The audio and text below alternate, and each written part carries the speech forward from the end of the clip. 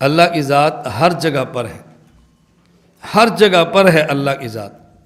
کہ بہت سے علماء نے یہ بھی کہا ہے کہ نہیں ہر جگہ موجود ہے، تو یاد رکھو ان کو بھی ہم گمراہ نہیں کہہ سکتے۔ یہ تو عقیدہ ہندوؤں کا ہے، یہ عقیدہ مشرکوں کا ہے، وحدت الوجود کے بگڑے ہوئے عقیدے کو جو مانتے ہیں ان کا ہے یہ عقیدہ۔ یہ صحیح عقیدہ نہیں ہے، قرآن کے خلاف ہے۔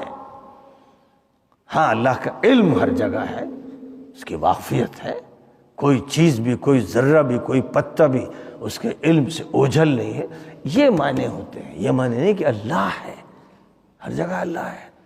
کوڑا کرکٹ، گندگی، سینما گھر اور فحاشی کے اڈے، وہاں اللہ موجود ہے۔ انا للہ و انا الیہ راجعون۔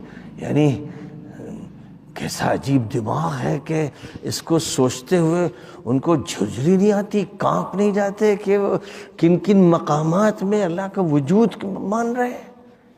اللہ جو پاک ہے، جو بلند و بالا ہے، اس کی یہی صفت اعلیٰ، اس کو بتا رہے ہیں کہ صاحب وہ ہر جگہ موجود ہے، یعنی پھر ان کے ساتھ وہ شامل ہے، نعوذ باللہ، جہاں گندگیاں، غلاظتیں، بدماشیاں، نجاستیں، وہاں بھی اللہ ہے۔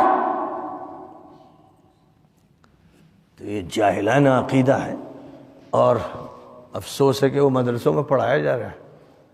وہ بات جو بگڑی ہوئی ہے، ہندو مت سے آئی ہے، یوگ سے آئی ہے، وہ پڑھا رہے ہیں کہ اللہ ہر جگہ ہے۔ عام طور پر لوگ یہی کہتے ہیں، یہ لوگوں کے ذہن میں بٹھا دی گئی بات، اللہ ہر جگہ۔ انا للہ و انا الیہ راجعون۔ اللہ کے ساتھ اتنا ادب بھی نہیں معلوم۔